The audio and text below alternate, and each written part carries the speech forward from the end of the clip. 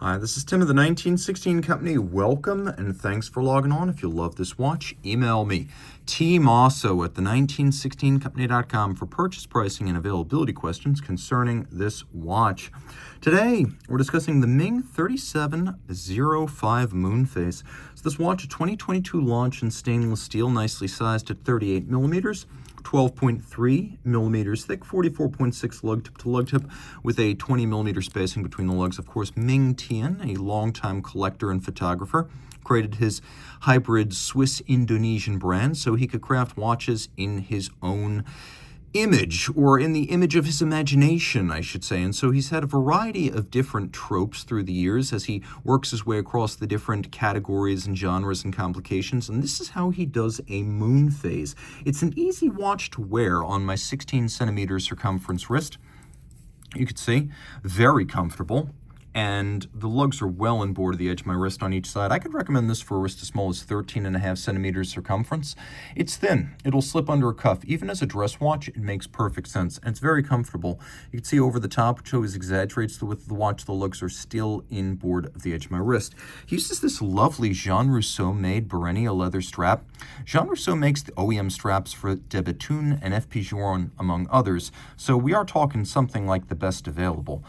It's wonderfully soft leather too, despite not being broken in and being a new strap. It has a buttery feel to it. There's that contrasting blue stitch, black or at least very dark blue, a theme on this watch. Turn it over, a delicious suede, and you can see that JR is given his proper due down there. You can also see that we've got a pull tab spring bar, so you can pop that strap off without a tool. And then Ming has this distinctive, almost clevis-like buckle that has two different mounting points you can see internally. So you can dismount the spring bar and change the mounting point in case you find yourself in between perforations size-wise. You've got that little bit of adjustment. Now, taking a look, you can see it is satin finished with polished facets, and then the recesses are media blasted, so God is in the details here. Same is true with the lugs, which have this lovely sort of flare to them. And then everything thins out at the mid-case. We've got this inverse conical polished bezel. We do have a crown that's unbranded. The idea here being that the design language is strong enough that you don't need branding, and I think that's a sound proposition.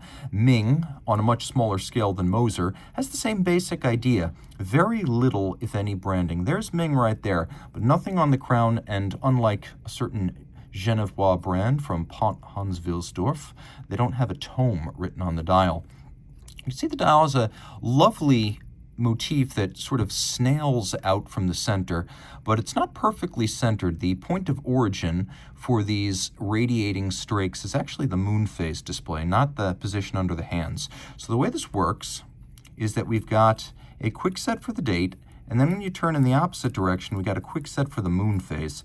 And so if you just want to play with the complication, the waxing and the waning gives you that instant gratification when you use the quick set. If you take a look at the hands, you can see that they're nicely matte finished and blasted so that they're sort of understated and anti-glare. We do have a cambered sapphire here. Let me try to clean some of my fingerprints off. We'll do a lume shot. The watch features a infill of high ceram for the chapter ring and the logo, and that high ceram is sort of a ceramic-based lume that can be applied initially in liquid form and then it hardens. It's almost like a lacquer infill, but it's luminescent.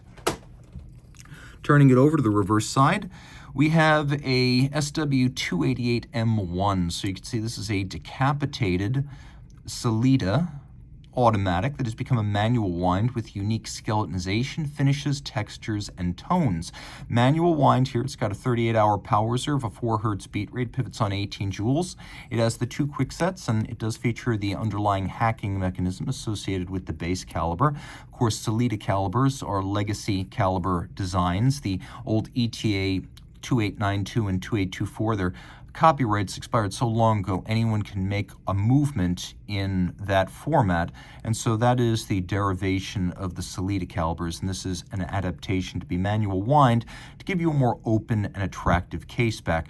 Now, it is 100 meters water resistance. You can absolutely swim with this. You can see the unique screws used so that amateur watchmakers don't test their talent against this lovely movement. Although the finishing is relatively industrial, it is attractive, thoughtful, and adds value to the watch.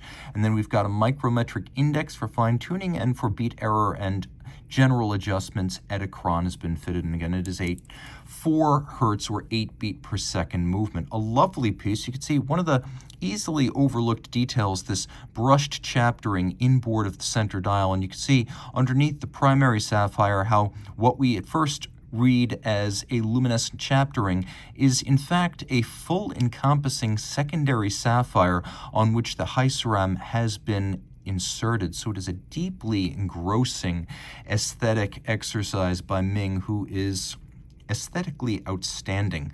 Normally, you spend watch money in the grand complication realm, you expect to find a lot of details, but it's rare for a reasonably priced watch to have quite as many unique nuances, and this watch certainly does. So reach out to Team Mosso at the 1916company.com for purchase and pricing details.